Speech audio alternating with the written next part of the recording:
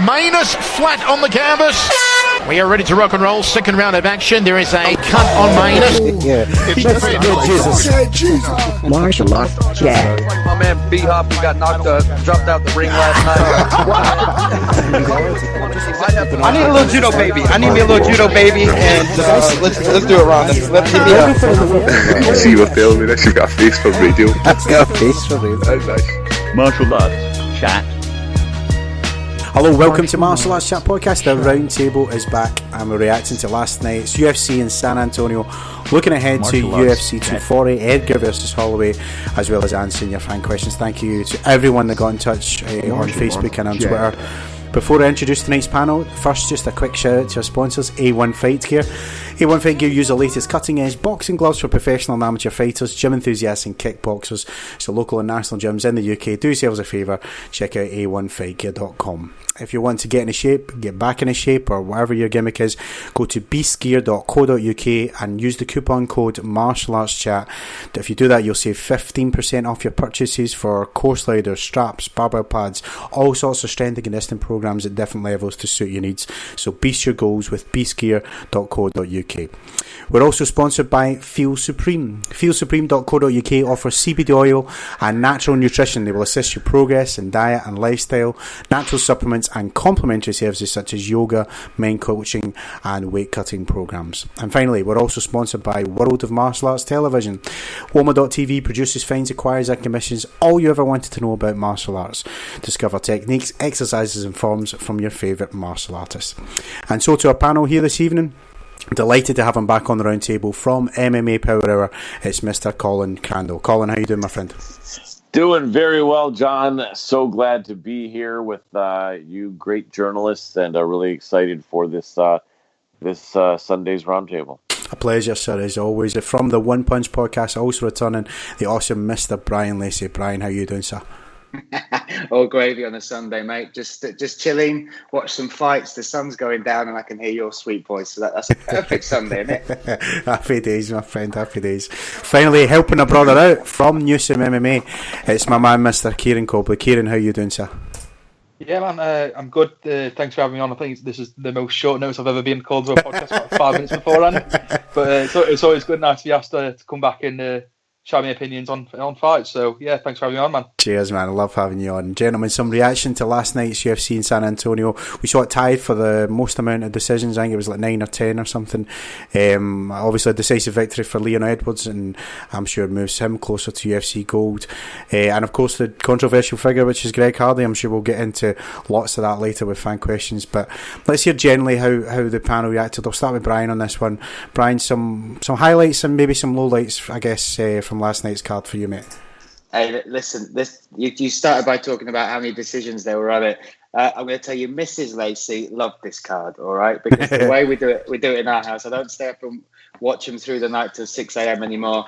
We get up in the morning, we have a little family breakfast, then I'll go off and I'll go into the front room and I'll watch the main card of whatever UFC's been on, so I don't get any spoilers. And because there was back-to-back first-round decisions, I was back downstairs playing Lego within an hour and a half as well. So, nice. So whatever you think of the fights, Mrs. Lacey was very happy that I was back down being a father and a husband for the day. But do you know what? It's one of those. It's if we're going to talk about the main card was good because of the finishes. I thought there were some amazing performances. I'm a huge fan of Dan Hooker. And James Vick is absolutely no joke, and I think that I thought that was a real tough fight for Hooker, especially off the back of the Barboza one, just because of how good James Vick's hands are. But Dan Hooker looked absolutely awesome, brought it to him, finished him, which was great. Yeah. Then you had the two big heavyweight fights, and they were both done within, I think, a combined total of a minute and 2 seconds or something like that. So quality heavyweight action there. And then our boy Leon Edwards did an amazing performance, and I think Dominic Cruz just kept reiterating the fact that the actual game plan and the execution and the fight IQ was all there. But I think that's almost the problem with Leon Edwards. He's superb. He is so good. If you look at him in between it's like the transitions between styles. So the takedown to start with, to get Dos Anjos thinking, understanding that if he gets 2 rounds ahead, then Dos Anjos is going to struggle to come back. His striking was amazing. That left hand was beautiful, but it's all very clinical. It's very technical. Whereas if you look at the flying knee from Masvidal, taking somebody out in 5 seconds, that's the sort of stuff that gets you bumped up the chain as far as title shots and in money as well. I had something crazy that he only got paid about still a lot of money, $70,000 for that fight, which when he's on an 8-fight win streak, you'd think he should be really, in that welterweight division, he should be on hundreds of thousands, not sort of tens of thousands. So I thought the main card was excellent. I enjoyed it because there's lots to talk about in all the different fights. For Leon Edwards, I think it was a performance that was amazing against Dos Anjos, but yet again, he's still in no man's land because I can't see him getting Masvidal or Usman off the back of that. Yeah, you're right about Leon, man. He's very calculated, isn't he? He's very much cerebral in his game plan, man.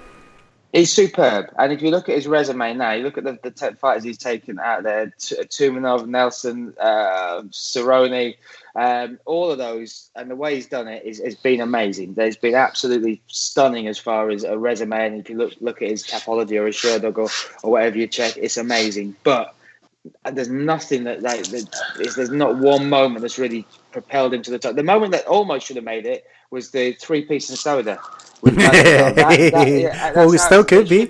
Yeah, well, it should have done, but Masvidal's past that now. He's dealt with Askren, and now he's on a different path. Whereas Leon Edwards, that is the fight that should have happened. He should have really taken the momentum for that. So I think he's so clinical, so technical. He is amazing. I'm a massive fan.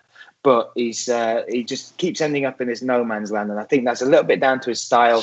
And I really don't think he grasped that opportunity of what happened with Masvidal after the fight with Till. So yeah, enjoyed the card, but I still just feel a bit lost as far as Leon Edwards getting closer to that title. Yeah, you're right. Maybe he does need like a flashy moment, like something like his brother does, a flying knee or 100%, Yeah, 100%. I think both of them are superb. I think the fact that he's doing that thing of trying to prove that he can still get to this level by training in the UK and with the people around it is awesome. But he's missing that moment. He's missing that X moment. And it could be anything, whether it's a flying knee, whether it's something outside the cage, whether it's, I don't know, but it's something that is missing to finalise that what should be a cemented title shot by now. For sure, man. Colin, what about you? How did you enjoy San Antonio? And I think you had RDA picked for the main events, all right?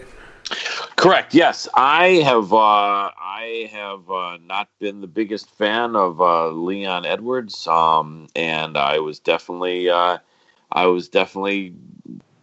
influenced and slightly change of heart after that performance. I know that you guys were mentioning that as far as the excitement factor and where he may be in the pecking order, as they say, may not be as high as he should be, but I honestly did not know that his grappling was that good. I guess I saw a bit of it against Gunnar Nelson, which was impressive, but Gunnar was a bit more of a grappler than a wrestler, and RDA is a good wrestler. And so, no, I was, I thought RDA had that one. I thought he'd alternate takedowns and powerful punches, and even though he was shorter, I thought he'd land them, and he didn't. And Leon Edwards was good. I mean, here's one thing I can say.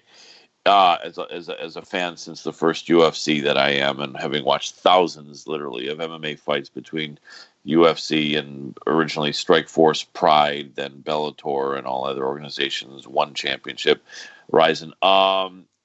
If you keep winning, you will continue to grow in popularity in your career, and you will continue to be rewarded. That's what kind of the UFC philosophy has always been, is that you win. Now they've penalized some wrestlers in the past that have won by just kind of lay and pray, as they call it, but they normally don't penalize strikers, even if they're kind of methodical and not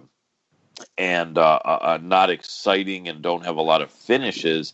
They tend to like strikers a little bit better. So I think there's a bright future for Leon Edwards, and I was impressed with him. Now I don't know how he's going to do now that he's getting up in the rarefied air position where you're looking at fighting the very best against in the world, but I think it'll be interesting to see. So yeah, impressed and with Leon Edwards and more. If you have any specific questions, I'm not sure how you wanted to format it. If you wanted to throw them at me, otherwise I could certainly give you my opinion on yesterday's fights, whatever you prefer. Just generally how you surmise the card. Brian mentioned about the heavyweights there. Obviously, it was a combined a minute.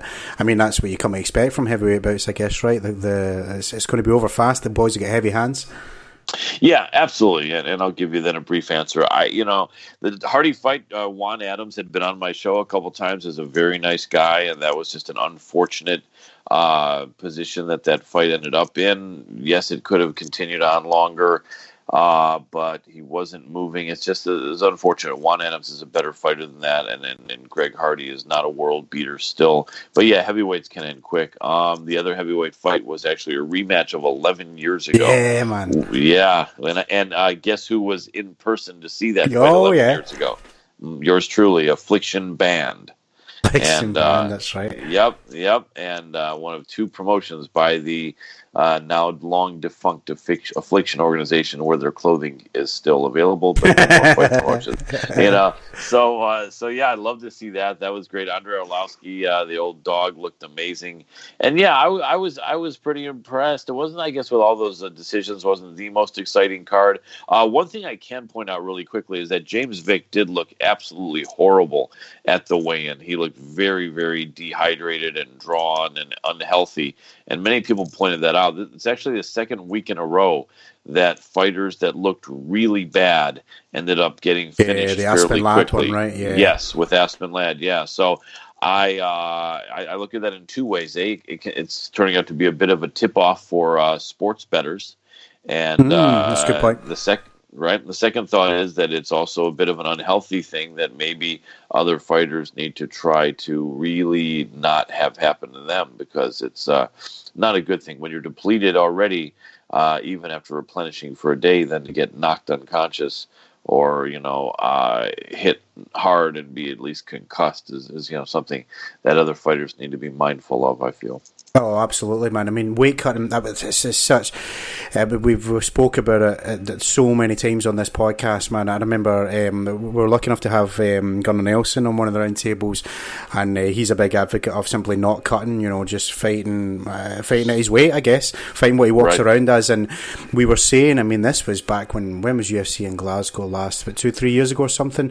And even then, we were saying, that this could be something in the future. Still doesn't seem to be the way, man. For whatever reason, you've got to have... they're athletes, aren't they? And they've got to have any advantage they can. And like you said, man, they're depleting themselves so much. What is the point? I don't get it, man. Yeah. I don't get it. I don't either. It's really just not a good thing. I want to throw out also really quick, big respect to Walt Harris. He took it to the Ezekiel choke master, Alexei Olenek. Yeah, that was amazing. I'd love to see Walt Harris in there with Greg Hardy. I think Harris, the big ticket, would beat the crap out of the scoundrel, Greg Hardy. The scoundrel. Oh, here we go. Well, we're coming to that in spades, man. Hold the fort on that one, because we've still got predictions, sir. And predictions is for 240. I mean, I got to admit it. We were saying just prior to the show, it's not the most stacked card, let's be honest, but it's got two of my favourite fighters, guys, in the main event for the featherweight crown, and it's Frankie Edgar and Bless Mac Holloway. And let's play predictions. We'll start with Colin then. How do you see it going down for the featherweight crown, sir? I'm excited about that card. We have three fighters that have been guests on my show participating. So I'm very excited about the overall card, but you're asking me about the main event, so I will absolutely reply to that. Exciting fight. Max Holloway coming off of that tough loss against Dustin Poirier, but at a higher weight, and now coming back down to 45. Unusual that fighters ever do that. Usually you go up and you stay up, but Holloway's doing it. Hopefully there's no problem with the weigh-in, but that's going to be an interesting fight. That's a fight people have wanted for a while. Not only that, but it's great to see Frankie Edgar, the old veteran, getting a chance, and certainly this will be his final chance. You would think so, yeah. Yeah, and what an amazing way to cap a career if he could beat Frankie Edgar. Not only that, but to be honest with you, in my feeling, Frankie Edgar, if I won this fight, I'd probably retire immediately and just say, all right. That's the rumor, right? Yeah. Yeah, it really could happen. I think it's a really good matchup. I think I think he's certainly not going to stand giving away 5 inches in height or something like that. He's certainly not going to stand toe to toe and try to box with Edgar. But the key is going to be that he'll be able to do some wrestling and continue to take him down or possibly hold him down. I think it's going to be a hard fight. Could he do it? Yes, I think it's a bit unlikely, but I think it's going to be a really interesting fight. I think he's going to go for it, and he's going to leave all of it in the ring. And I think that he does have a chance. And a lot of people, wrestlers and fans of the older fighters, are going to be cheering for Frankie in that fight for sure. For sure, man. It's got a nostalgic feel in it. Kieran, what about you? Do you see it being and still or and new in this main event? I think, man, it's going to have to be an and still prediction. I think Max Holloway's obviously coming off this loss to Dustin Poirier in his last fight, but even in that last fight where he went up to lightweight and it's still really good. Yeah, he had his moments, didn't he? He took it the whole distance. He got a fight of the night bonus for it as well. So you can't say that he didn't look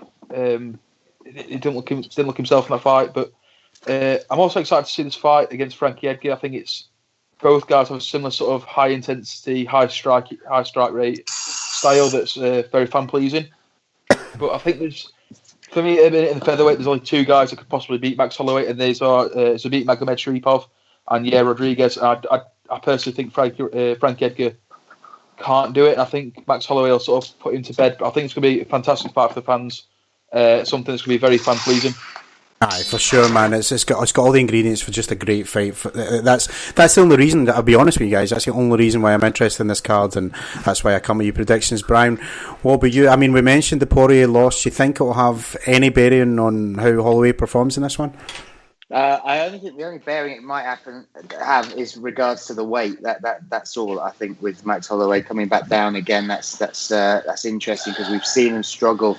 Make 145. He's big, dude. He's a big 145. He is superb though. And this is a tough one to pick because they're both so nice. Max Holloway is one of the he's become one of the fan favorites. I remember when he entered the UFC. I think at that point he was the youngest fighter on the roster, and he came in and this badass Hawaiian came in and he made a mark for himself. He's claimed the title. What he did to Ortega, what he did to Aldo was unreal. Yeah. But Frankie Edgar has got a special place in a lot of MMA fans' hearts. All those wars through BJ Penn, Gray Maynard, Benson Henderson. Yeah. Oh my goodness! And that spirit, that heart that he's showing, grabbing the title as well. He's held the title at 155, has chased it at 145, and has kind of always eluded him getting the shot. And a load of people were really upset that he got the shot. His last win was Cub Swanson way back in 2018. So and he's not fought since then. So people were a bit upset. But you've got to give him this. Yeah, exactly, man. Come on, you can't be mad at that, right? You can't be mad. He is an all-time legend. There's UFC Hall of Famers, and then there's UFC royalty Hall of Famers. He is well up there well said, for me. And I think he's got a special style as well. I think he's got a special heart. We've seen that so many times. And if he is motivated by this being his last shot, maybe his last fight, and his last moment in that cage, then there's something about that. There's the Rocky story for me. Yeah. And do you know what? I'm sticking. Everyone will go the other way, I'm sure, but I'm sticking my money on Edgar because there's a full stop that needs to happen on this career, and if that's getting this gold belt, I think we're gonna see something special from him on that night against somebody who is very, very special indeed. So it for me is I'm sold on this Rocky shit. A Rocky moment. New Jersey, stand up, let's do this. Excellent, I love it. Fantastic, mate. Guys, time for the final part of the show. It's my favourite. We've got a lot to get through right now, answering fan questions. Just a quick reminder to the panel, the one rule we have in the podcast is simply don't wait your turn, guys. The floor is yours. So we'll start with the Twitter questions this week. Let's see, we've got at Sapien Nape, who says, Musashi coming out and saying Lovato Jr. was on the juice. Is this just talk to secure a rematch, or was the guy really on steroids? Personally, I think he was. He was able to outmuscle Gegard in every exchange, even though he's a high-level grappler. Lovato was the grappler, man. I don't know. Don't know about that. Juice or otherwise?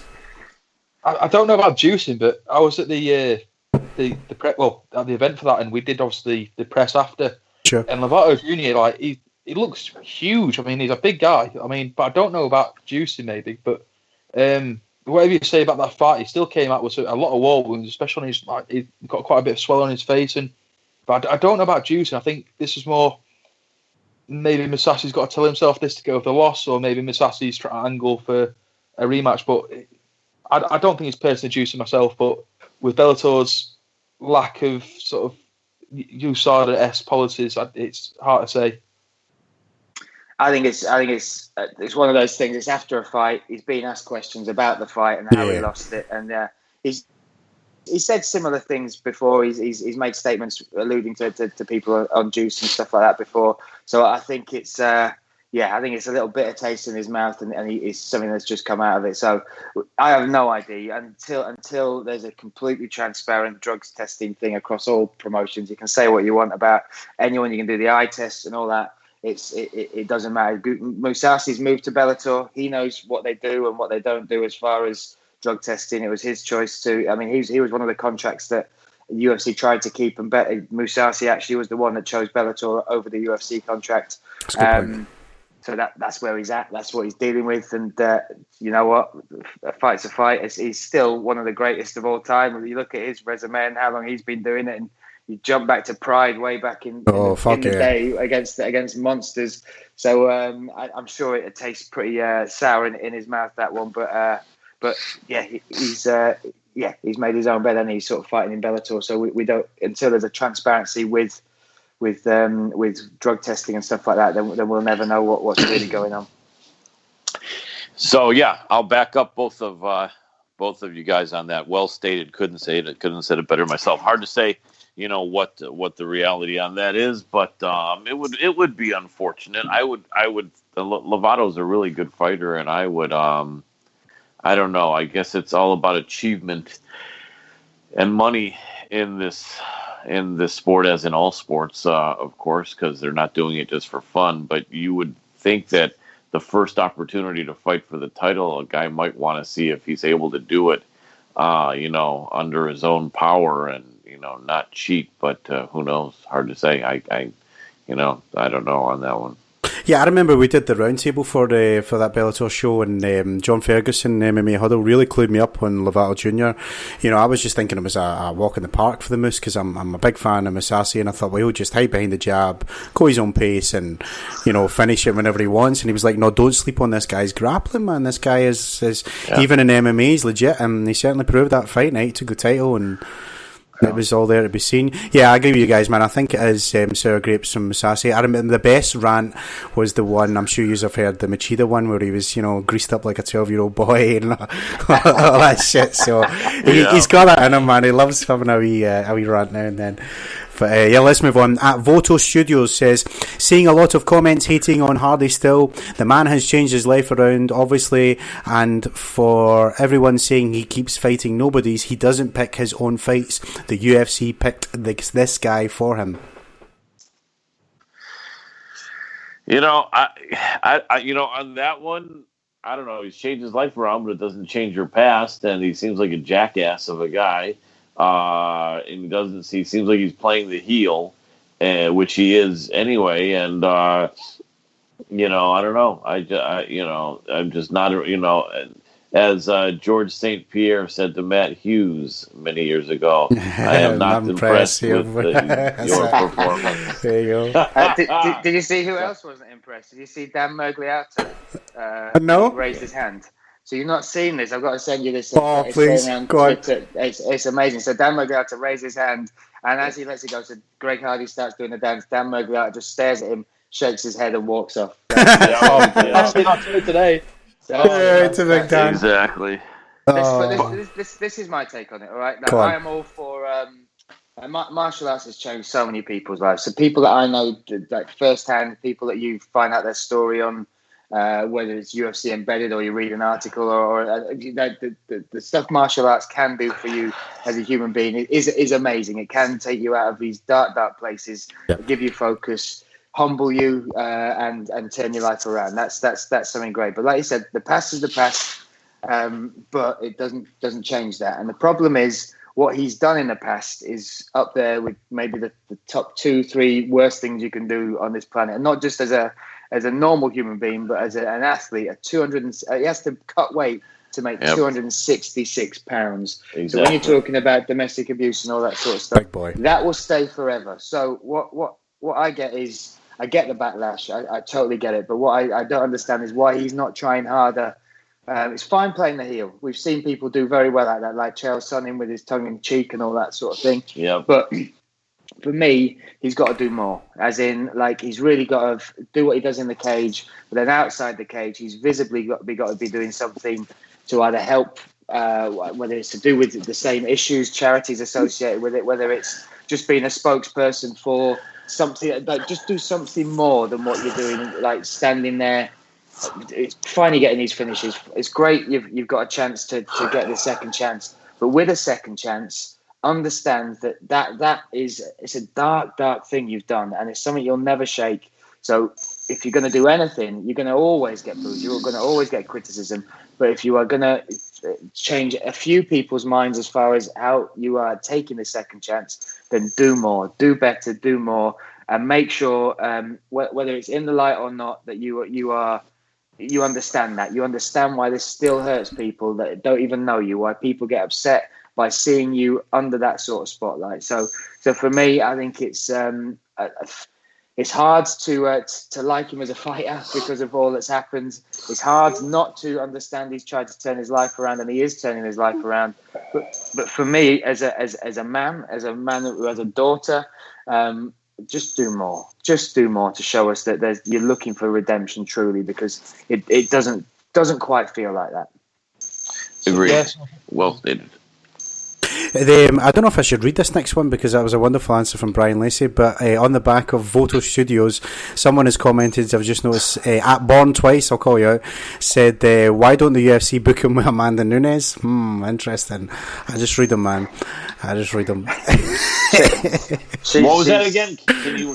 Nunes. They want Nunes. Well, Nunes is already sparked out Cyborg, so Nunes and Hardy is what they're looking for. I get it now, yeah. Exactly. There you go. Yeah, I don't know. I mean, I guess, Colin, you'll maybe know best. Clue me up. Was this guy a big deal before he went to the UFC? Was he a big time in the NFL or what or not?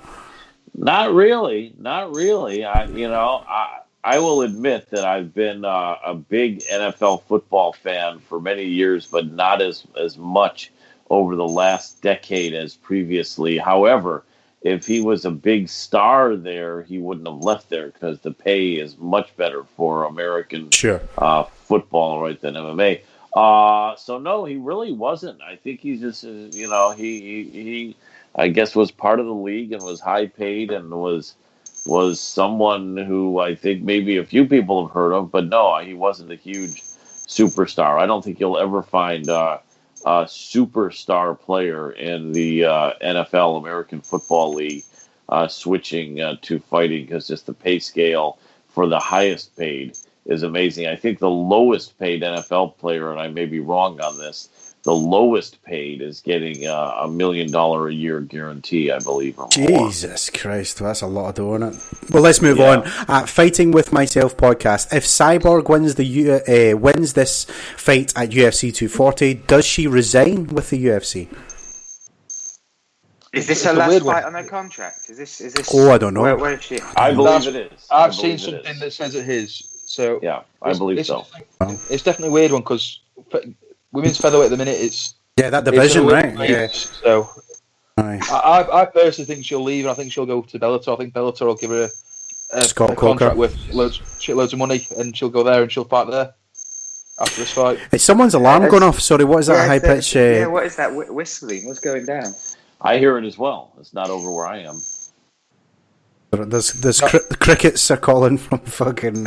Sounds like it. I'll weigh in then my opinion on this. Hopefully that ringing will stop unless someone's trying to ring in with Skype. It's Area 51 calling, I think. Yeah, it sounds like over here, Area 51. Yeah. Yes, I love it. That's probably what it is. That's the big mystery here, Roswell and everything. So, but yeah, that's an interesting question. First of all, I've got Felicia Spencer to win that fight. She was on my show, just a delightful woman, really, really nice. She's an online math teacher. She's a mother. and just a sweet person, a great grappler, a very tough, hard-nosed fighter. So I'm thinking Felicia wins. But if she doesn't, and regardless of that, I guess the question still remains. Chris Cyborg, I think, is only 31 years old, 32.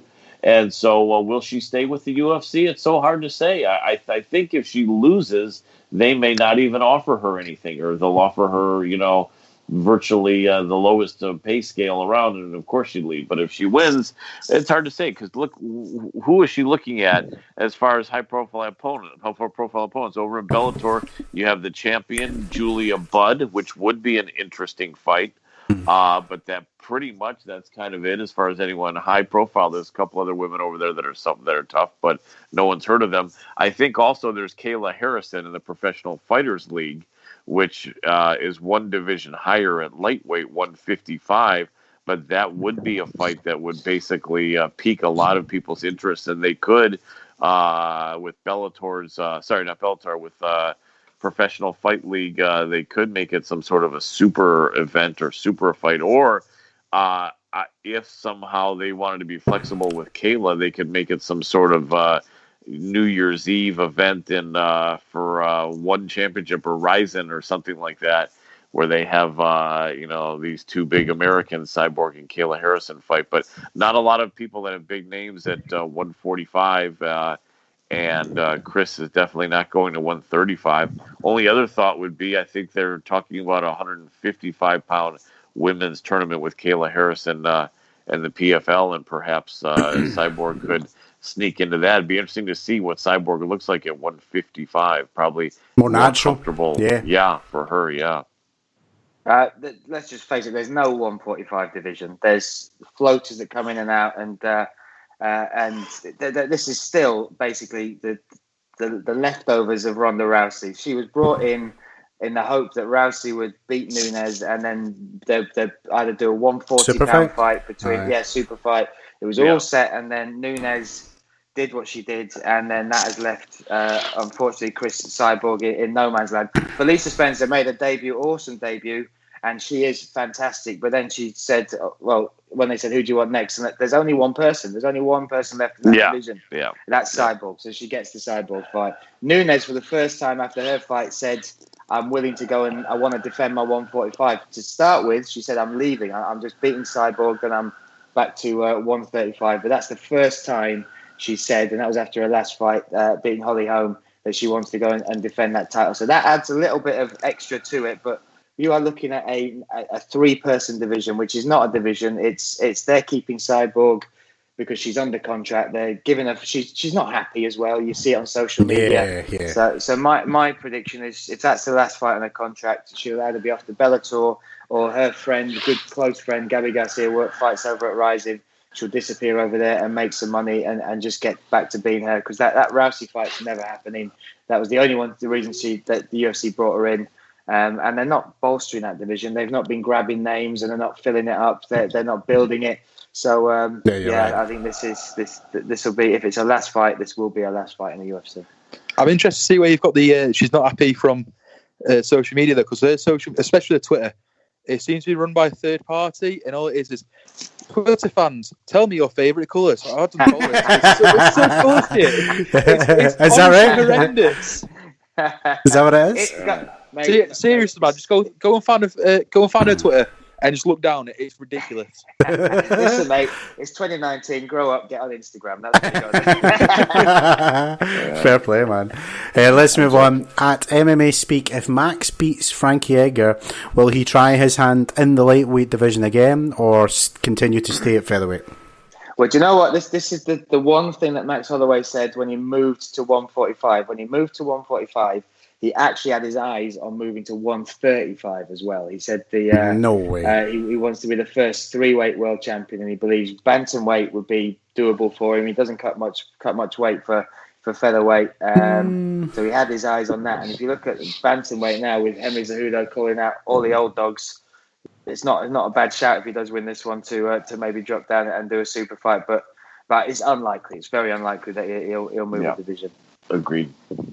Yeah, he didn't make weight to fight Khabib Nurmagomedov at 155. That's true. And granted, it was very short notice, but remember, he he's at that age now where you usually start to get a little heavier. I think he's 27 or something like that now. And so I think perhaps 3 years ago he was mentioning the bantamweight, and at that point it's possible that could have been somewhat realistic, but certainly not now. I would think there's zero chance same chance of us seeing Conor McGregor back at featherweight, I believe, as seeing Max at lightweight, but Max going back, I think the question is really valid. I think it depends on how hard this weight cut is. If he has a real bad time making 145 for this fight, then I would say probably his next fight may be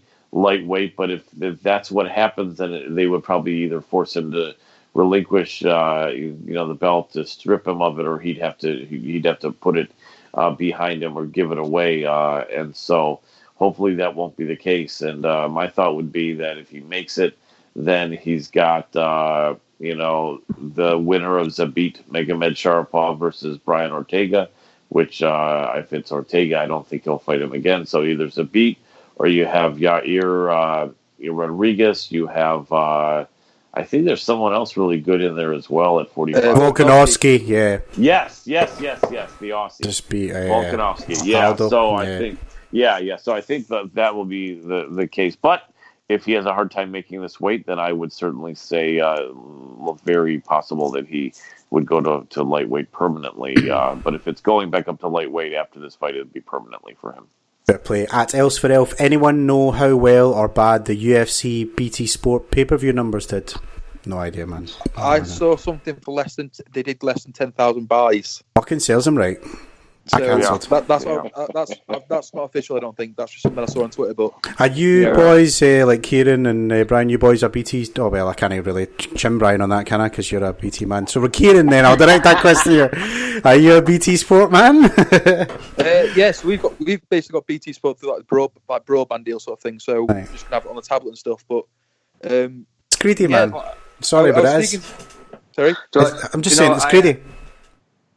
It is greedy, but it's actually part of their contract. So I asked the question because I worked with BT before. Oh, right, clue me up. I asked the question. I said, so how come you're pushing for pay-per-views? Because you're getting.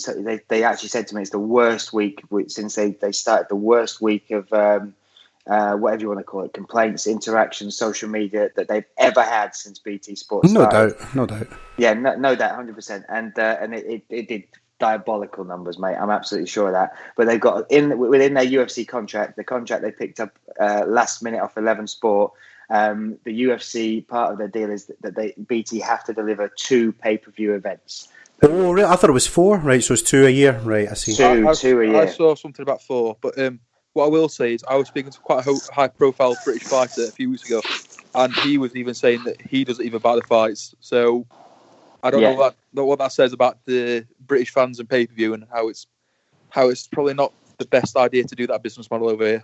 Yeah, it was teed up badly and all that sort of stuff. It just came out of the blue, and the reaction was like universal. Everybody dead upset because you choose BT Sports, and the only reason you would, if you're an MMA fan, is for the UFC coverage. But yeah, this bloke said they got absolutely slaughtered online for the months running into it, and the week especially of the fight. But they said they're contracted; they cannot not do 2 pay-per-view events. So they're going to do another one at least before the end of the year. So they got to pick which one that is. They're obviously waiting to see if Conor McGregor comes out, because that would be it's got to be a big one, isn't it? Aye. But the problem is you still have the same thing. BT Sports subscribers subscribed because they thought they were getting all content from the UFC, all the events. We're waiting up till 6 a.m. for it, so we think, if we're paying for BT Sports, why would you do that? But they're kind of locked into it, mate. So they're gonna have another terrible week before the end of the year. I've got to say, BT didn't help themselves when it was announced they were putting a price hike on as well. And if you look at last year as well, compared to what you got for your money, last year you got all the pay-per-views, every UFC event going, and Cage Warriors as well. And now you're paying, I think, £7 a month more. You don't get Cage Warriors anymore. You get every UFC event, bar like 2 or 3 that are going to be now pay-per-view as well. And then you have to do you not get Cage Warriors anymore? Was that Fight Pass or something now? It's just Fight Pass exclusive now in the UK. Well, there you go. Oh well, let's move on. At X Deep 13, let's say people go crazy and break into Area 51. They find a UFC fighter inside. Who is it and why? Brock Lesnar, because he's made out of some paranormal shit. Come on, Diego Sanchez is the only one. Did you hear all that? Yes. Come on, that's it. That is it. Diego Sanchez licking some moon rock and headbutting a wall. Exactly, mate. That's who you got. I don't know. All I can say is maybe the unknown identical twin of Jorge Masvidal, who is nice and sweet and loves people messing with him. I don't know. Let's move on to Facebook then. James Lake asking a couple of questions here, so we'll try and get them all in. He says, thoughts on Brave London show coming up, John Lineker getting let go by the UFC, and the next UFC UK possible title challenger. Oh, title challenger, maybe Edwards, because it's fresh in memory. I think that one's covered by the last event, 8-fight win streak. He should be the next one contending for a title. Arnold Allen should be working his way towards that as well. Good show. But then, Brave coming. I'm going to that show. I'm going to see this Brave show in London. They're making it a black tie event. You're getting dinner served at the event, and there's some interesting names on there. There's Cameron Else, James Brum's fighting again. Nice. And then they got some of the other ones. It should be interesting. I'm interested to see how they do it. They're selling it as what they're trying to do is get people to understand it's not a spit and sawdust sport anymore. It is an exclusive sport that you can have big sponsors attached to and all that sort of stuff. So does it make it sad, Brian? Sorry to interrupt. Like, you know, you're saying like they're trying to make it glamorized or whatever. Does it make you sad in 2019 we still have to do that? You still have to convince people, you know. It's a glad. Wait, I was in Rome the other week, and I went to the Colosseum, and I got all the goosebumps you should get because you think this is where it all started. But Amazing. we are those people still. We still stand on the edge. We still get drunk. We still bay for blood. And if you put a tiger in there, not many of us would complain either. So you're trying to wrap it into something. It's not. Boxing has kind of done it. Boxing made it this thing where you wore a bow tie and all that stuff. But you look past that first apron of that first circle of people back to the fans. It's the same people. It's the same people. That primal thing screaming for more destruction, more blood, all that sort of stuff. So. Yeah, I get what they're trying to do because they got the brand coming from the Middle East and they want to do something different. But it is what it is. These sort of sports, we will watch bare knuckle boxing, pigeons fight over a chip. We will watch whatever it takes if there's a chance of violence and a bit of blood. So absolutely. So I'll wear whatever they want me to wear. I'm still looking forward to someone getting kicked in the head. That's it. Well said, mate. Kieran actually, before he did me a favour and jumping in this show, had sent a question in. So Kieran, I can still fire this one out to the guys if you want. Go for it. Ask Kieran his own question. Right, okay, this is the Area 51 parallel universe. So Kieran Cobley asked to Kieran Cobley. No, Keeley versus MVP, Bellator booking in a nutshell or a chance to promote a new Irish star? Well, come on. Listen, MVP is class. He is dangerous and on the feet in particular, just lethal. Keeley is a decent striker, but he's not on that level. I think it's. I get why they've done it. They've had social media back and forth, but I think they're re-teeing up MVP. They know they've got a brand there. They pay a lot for him as well. There's a reason he's not left Bellator every time that contract's come up. So I think it's a tough fight for Keeley, and it's particularly because he's a stand-up fighter as well. I think Bellator. You say they're trying to bump an Irish star. I actually think they're trying to re-gloss MVP with an impressive victory in somebody's home territory as well, where there's going to be loads of hype, loads of reaction, all that sort of stuff. So it's a tough fight for Keeley. They're still winnable, but I think MVP, his striking is on a different level. I've got to say, I think, sort of going back to my own question, you know, this is definitely it's still a tough fight for MVP. I know Keeley's only got a 4-1 record in MMA. However, it is Waco World Kickboxing Champion versus Waco World Kickboxing Champion. So we might be seeing for the first time that someone's actually got the striking skills to match MVP, and he's not going to do like a daily and try and take him down. He's actually going to try and stand in fight with MVP. But I don't see Keeley winning, but I think MVP will win. But I think still it's too blatantly obvious that they're trying to tee up MVP is the big star, and they needed maybe be a bit more discreet about how they book this.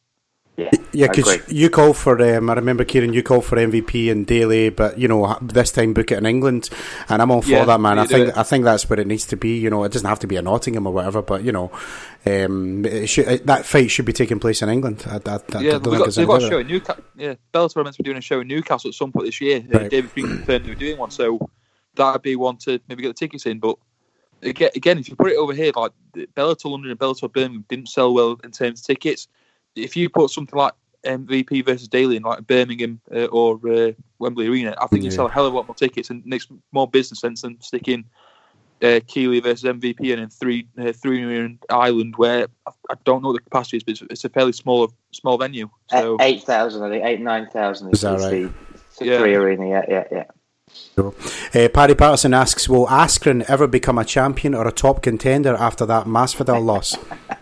I'll jump in on that since no problem. Since I couldn't comment too much on the previous, although I would pick MVP to beat Keeley only since I've never seen Keeley fight, but I always think the Irish fight hard. I had a roommate from Ireland for a while, and they're tough, gritty guys.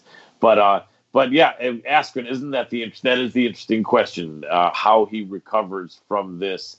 What will he do? Will he all of a sudden start taking it seriously? That he needs to learn his striking, and can he do it? Can a guy who never really worried about it become any sort of a decent striker? And obviously, I would think that it may be a little bit late at this stage to try that. Although he certainly, I think, should take it seriously. Although, really, if you think about it, it wasn't like he was dismantled over 15 minutes.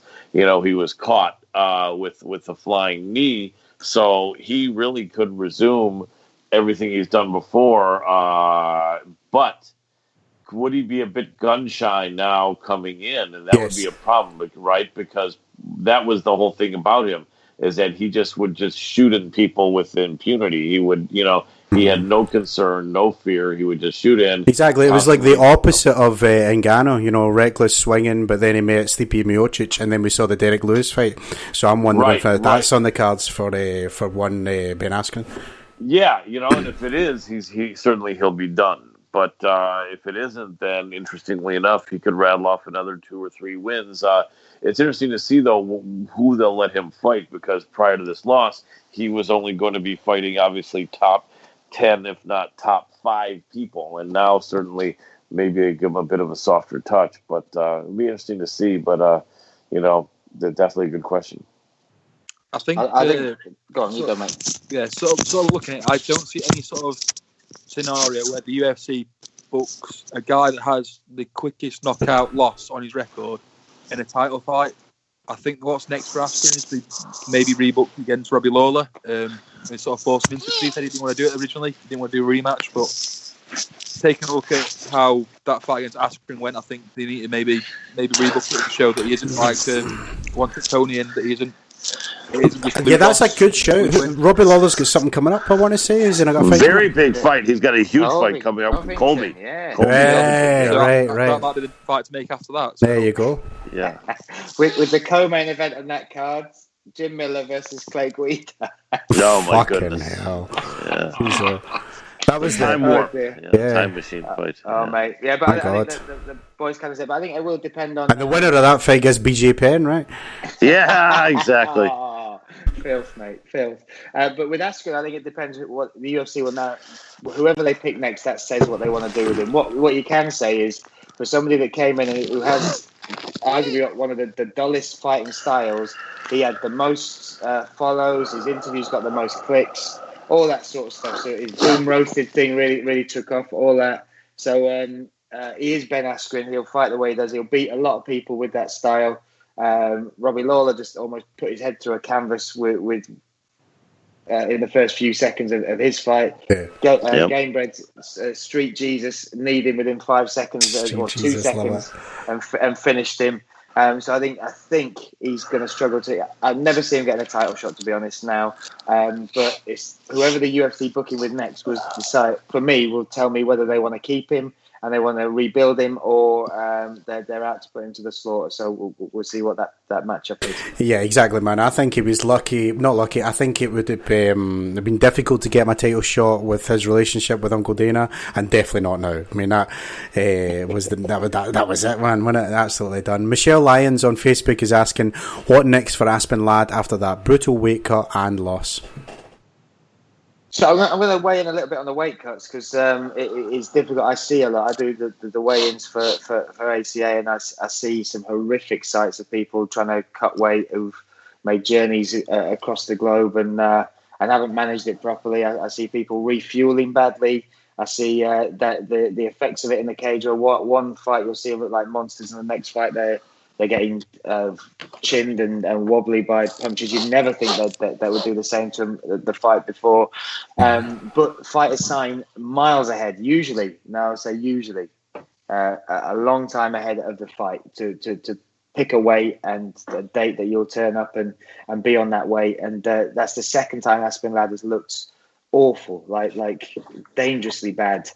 Getting on the scales. So if it's the wrong weight class for her, that's something she's got to ask herself as an athlete. If the preparation isn't right, as far as what she's doing to lower her weight before she water loads and does all that horrible stuff they do the week of a fight to make those last few ounces or those last grams of water come out for them to hit the weight that they've agreed. So she's got to have a look at a full camp and a full preparation, even physically. What is the weight she can make? Because seeing that time and time again is not good. Seeing her get dropped, yeah, it is awful. But like Jack Mason put up a really good post on Instagram, which basically said pretty much, look, if you sign to fight and you've got to manage that. That is a whole camp you've got to make that weight. It isn't a week. You've got a whole camp to do that. And there's all these variables that come in. You could get injured. But that's coming from a guy who manages fighters, runs shows, and has had nearly 50 fights himself. And I don't believe he's missed weight. So it's one of those things where there's all these variables. But for Aspen Ladd in particular, I think she's really got to look at her camp, at her physically, what she can do, what the detriment to her performance is, what she's gaining from cutting that amount of weight. And as far as after that, yeah, I think she needs a fairly big break because she got dropped. I don't know whether anyone agrees with it. It was an early stoppage or not. I thought it was, but to get dropped like that so quickly when she's well, that's what it was. Yeah, she got getting dropped like that is the best way to say it. Yeah, exactly. Yeah, exactly. So I think she's got to really have a look at herself as an athlete, as a professional, as far as making weight and making that part of her camp an integral part of her camp, because that she's lost the fight. She's losing the fight before she gets in there. Twice we've seen her on the edge of something nasty, and we don't want to see that. As some people that are in the sport, we want the light to be shined on this positive, but people just take away those images and say we do horrible things to ourselves and all that. But like I said, a fighter signs on the line 6, 8, 12 weeks before they step in the cage, so they've got to manage that side of it as well, which is not. I don't agree with weight cutting. I don't like it. It's the worst part of the sport. It's the most dangerous part of the sport. But if it is part of our sport right now, then personally, you've got to look at yourself as an athlete and how you do it as a professional to make that weight safely if you are going to do that. I think she's also got to look at who the personnel is she's working with for weight cutting. I saw on Twitter that the guy she was doing her weight cut, who's like a nutritionist or dietitian or whatever it's called, but he's been associated with some really, really bad weight cuts. Like, someone did a list of all the weight cuts he did and like put photos to go with them. And one of them was one of the most notable ones was Conor McGregor. Like the last time he was 145, and I think we've all seen the photo I'm on about where he was just skin and bone. And maybe she needs to look at the personnel she's training, doing that stuff with, especially when like fighters in the US now can take full advantage of the performance institute that the UFC sort of built for fighters. So maybe she needs to look at maybe changing personnel around and working with different people and different dietitians and things like that to see if she can manage her weight a bit more efficiently. And that's very good points and observations, but I'd like to hold Aspen a little bit more accountable personally. She has had trouble making weight, and the weight she's making, she doesn't look like a professional athlete at that weight. In fact, I don't know if you guys are aware of a term they say in the United States. They call someone a soccer mom. It's like the British, European football is soccer, right? And so some people referred to what her body looked like, and that's like if you look at the 28 or 32-year-old women that are taking their 7 or 10-year-old child to the soccer matches to play in school, the body looked like that, like the mother who works out once in a while. So I've had a professional fighter tell me that this woman should be fighting at 125 pounds at flyweight.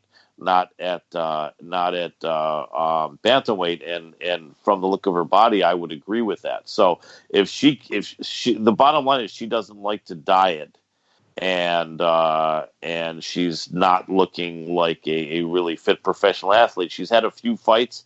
She's gotten by a couple of women, looking impressive, and some not. I felt Sijara Eubanks beat her in that last fight. I've never been a big Aspen Ladd fan, and the bottom line is at 145, she absolutely gets annihilated. Everyone beats her at 145, and I feel quite easily. So I think that her personnel would help, but also she needs to not be the girl that insists on eating the extra fatty food. I remember watching a bodybuilding documentary where the woman said, what helps keep her on target is that if she eats this extra piece of chicken or potato and the other girl doesn't, then the other girl wins the contest. So I think that Aspen Ladd has been the other girl, unfortunately, too long, right, with her diet, and has to stop. She needs to get her discipline going a lot better, because she's not going to be competitive at 145 pounds of featherweight.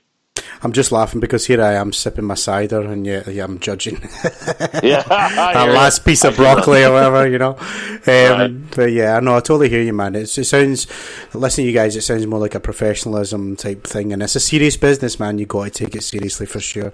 Miles Painter, with a win at UFC 240, will Gillian Robertson become the women's flyweight division's next big thing? I sure hope so. Sorry to jump in after I've just spoken, gents, but I love Gillian Robertson. She's been on my show, I think, 3 times. This is a Beauty and the Beast matchup. If you look at Sarah Froda's face, with all respect to Sarah Froda's fighting style. And I actually said this to Gillian on the last show. And she saw, but Gillian is a sweetheart. She's posting a lot of pictures that look sexy, but they're always in good taste on Instagram or Twitter or wherever. And she's a young woman, 24 years old, only, and just is a sweet, sweet person. She's just like everyone's little sister who somehow likes to fight. I asked her if she was not fighting, if she thought she'd be almost in this good physical shape, and she said, no, I'd be fat. For sure. And she said she loves food. She said, I like the physical activity part of the training, but she said, I hate just the running and the working out that's not involving combat. Oh, and I she hear said, that, she said, and I love food. So she's an honest person. And I love to see that happen. She's with a great team, the American top team. Does this next win all of a sudden vault her to superstardom? I don't know, and I don't know that she thinks that either. But I know that she's very ambitious and determined, and the Savage, I think, has a great future. Don't know if it's going to be built off of this, but if she can absolutely annihilate a very tough Sarah Froda, certainly would help her cause. Well, look, man, I'm sold. I don't know Gillian Robertson very well, but now I'm gonna keep an eye, have a little look, especially at this fight. A fight that didn't really catch my eye beforehand, but now you've said all that, and knowing how good Sarah Froda is, that's one I keep my eye on. Thank you, man. Thank you, mate. 2 more from Facebook before we wrap up, guys. So Jackson Zane asks, I wonder if FaceApp can do a Tony Ferguson filter a la Cowboy, Dos Anjos, Pettis. I guess he means like instead of there's all bloody battered up. Yeah, that's funny. There you go, man. Yeah, that's pretty cool, because I said that to one of my mates. I said, have you seen this is the last 7 opponents of Tony Ferguson? How they look brutal, man. And it's savage, man. It is. Yeah. It is absolutely savage. And there's a picture of Tony Ferguson also covered in blood, smiling, smiling at his hand. Covering everybody else's blood. That's the thing. That's exactly right. But yeah, I watched the Pettis fight again this week after one fight of the year, and my God, man, that man is a savage in every respect. And The fact he's still he's in that waiting to know whether he's going to get a shot against Poirier or not, or if Conor McGregor's going to jump in, Poirier or Khabib, whoever wins in Abu Dhabi, that is, and still not sure if he'll get the one out of that. That is crazy for me. You're right, man. I mean, we were talking about no man's land earlier on. It's crazy. You're right, man. How that guy is in no man's land. My God. Yeah, that's because his resume, not just the resume, but what he does to other human beings, high level human beings, like the Barboza fight, when he was eating those leg kicks and he just kept the pressure up, and then Darcy, Cerrone, Pettis, all these people that are, and he fights them. He doesn't just dance around, and he's not. He just fights them, and he's different. He's special, and I think that the UFC are really missing it. I know there's been issues doing that Khabib Ferguson fight. I know that, but it was the fight to make that fight is jinxed, Bryan. That fight is jinxed. But I'd love to see it, though. We've got to see it, though. We've got to see it. How many times? I'm changing my diet. I'm on wheatgrass. I'm doing yoga every morning so that my life is a little bit longer. Just in the hope that one day I'm sat there and I hear that walkout music and it's happening, mate. That's 100% with you, mate. Definitely, man. I think we're getting to that point now where if we never get Khabib versus Tony, it's probably arguably the biggest fight that's never got booked. I mean, look at some of the ones that they wanted Fedor to get Fedor booked with, and we never saw them. And right, Rumble Johnson against John Jones also. Oh yeah, things like that. Yeah, we can't. I think it's a fact that MMA fans everywhere would be brokenhearted to never get this fight, and I think the right time to do it would be after Khabib versus Poirier, whether Khabib wins or loses, and just get it booked. Make it main event any card. Agreed. Man. Agreed. 100%. Okay, last one from Facebook, and we'll wrap up, guys. It's Alexander Wilkins who asks, will Uncle Dana make the fight this year for the belt Bumchin versus Cringe, in brackets Faber versus Cejudo for the bantamweight belt? Bumchin. Wow. Mate, if they do make that, that's nuts. I kind of get it. We just talked about Frankie Edgar, and we're glad he's got that 145-pound shot at last. Faber is arguably the best bantamweight never to hold a title. He's had those. He's always been close or whatever else, but he's just coming back after retirement. You've got other monsters coming through like PT Yan in that division, Aljamain Sterling, and they're going to make Cejudo go and defend his flyweight title. So that's just on the grapevine that's what will happen first. So. Yeah, I think Faber's got to do more than just step back in there and knock someone out in 16 seconds or whatever it was, despite his previous resume to get to Cejudo. But you never know with the UFC, mate. You never know. It's true, man. You know, I love Uriah Faber, and I know you were correct when referring to the organization of the UFC, as we were discussing, saying never to have a title. But, other than that, he did hold the World Extreme Cage Fighting WEC title for many years, and that was under the same ownership of the Zuffa Group, Frank and Lorenzo Fertitta, and so he was a dominant champion there. And I remember Joe Rogan used to mention him before he had joined the UFC, and I remember I used to say, Uriah Faber, who is that? And then I looked into it, then I started watching WEC. Joe was a huge fan of his, so. Yeah, does he deserve or merit a fight with Cejudo now? No, but when Cejudo called him out and one other fighter, I forget who it was. I don't know if it was BJ Penn or someone. Cruz as well and Cody Garbrandt. He called them both. That's right. And so, but he wants a money fight, and I think he feels it'd be somewhat of an easier fight. Chances of Uriah Faber beating Cejudo are very, very slim, but it sure would be absolutely amazing at such a lightweight and at 40 years old to come back and do that. And you never know, stranger things have happened, but would a lot of people be angry if he leapfrogged so many fighters in both the bantamweight and flyweight division to fight Cejudo? I think people would be furious. And, so don't know what's going to happen. The tough thing is, though, they can't put him on the shelf too much longer because at 40 years old in the heavier weight division, you've got something left, but the lightweight division is nearly unheard of in the bantamweight division or around that area. Yeah, it's definitely a weird one because if you think about some of the greatest sports movies in history, like things like Rocky and things like Warrior, this could be up there. If you made this into a movie, the sort of story about Uriah Faber coming back at 40 years old and going to fight for a UFC title, that'd be like a massive movie. But no one really wants it, because if he comes back and has one fight and then goes straight for the title, it's just Dana White shitting all over the bantamweight rankings. Yeah. It doesn't make sense. You can't do it. And it's unfair to a lot of the bantamweights that are fighting there at the minute, because they've been fighting, like some of the guys have been fighting, doing like 3, 4, 5 fights a year the past couple of years to try and get into the rankings and get that title shot. So I don't really want them to do it, but just hearing the words WC and reminiscing about teenage years, about watching things like Anton Pettis' Showtime kick off to the side of the cage and things like we're about 15, 16 and right. School, the secondary school. So, man, it takes me back. It makes me feel old. Yep, the blue cage floor, remember? Oh, yeah. Those were the days. Those are the days, man. And there's happy days ahead, guys. We've got it all wrapped up here in the Roundtable San Antonio in the books. UFC 240, Edgar versus Holloway, two of my favourite fighters, man, just round the corner. We'll be back next Sunday with a reaction show. If Facebook will let me, man, I don't know, I may be on a ban then. I may be in breach of my own copyright here for doing my own podcast. I blame the EU. Anyway, at this time, let me thank my panel here today, starting with Mr. Bryan, Lacey. Bryan, always a pleasure, my friend. Let our people know all about the awesome One Punch podcast and where to follow your work online, sir. Yeah, well, the One Punch podcast is on hold at the minute, so brace yourself for where we might end up. We've had a nuts week this week, so I wish I could tell you exactly what's going on. I'm one of those annoying people, but keep your eye out. So follow me on social media at Bryan Lacey MMA. That's Bryan with a Y, Lacey MMA on Instagram, Twitter, and Facebook. And yeah, thanks for having me, mate. Good fun as always. What a way to spend a Sunday evening.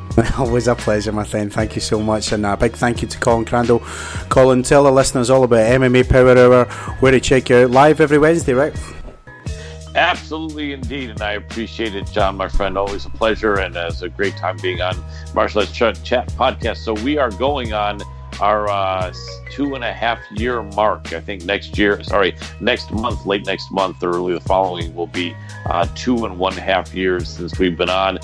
We go live every Wednesday night. We're in the United States, so nighttime is the middle of the morning, I think, in the UK, but we're at 6 p.m. Pacific time in the United States, streaming live on Facebook. And for the last 6 months, we've been also streaming live on Fight TV. That's FITE TV.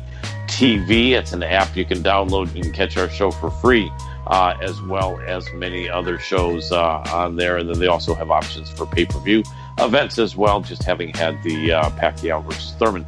But yeah, we'd love to have anyone check in on MMA Power Hour, and sure do appreciate all the involvement, and we've been growing and grateful for that growth. And so yeah, I want to thank you again, John McElroy. You are a fantastic host and moderator. Thank you, sir. And finally to Kieran Cobley. Kieran, massive thank you for helping us out, my friend, tonight. Always a pleasure to hear your thoughts. Let everyone know all about Newsome MMA and what you guys have got coming up. Yeah, so we have a podcast for every UFC event. So that's the Roundtable Predictions podcast, where we have Adam and John Prentice. They sort of break down some of the fights. We've also just brought Adam is now working on a system. A new site called MMA 365, MMA Play 365. Sorry, that's been running now for 2 weeks, and we the first 2 betting tips and service, and in the first 2 weeks they took back-to-back profits. So if you like money, subscribe to that. But also just make sure you follow myself on Twitter at Cobley Reporting, and follow Newsome MMA on Twitter as well, which is at Newsome_MMA. We also do fighter interviews as well, and we get to cover events. So if you like post-event stuff and things like that, come check it out. I do great stuff, guys. Be sure to check them out. And if you've liked this podcast, be sure to subscribe on iTunes. We're live every Sunday, 8:30 p.m. ish, talking MMA. Go to facebook.com/Martial Arts Chat. Give us a like there, or follow us on Twitter at Martial Arts Chat. And I'm John Boy McElroy, and I'll catch you next time on the Roundtable.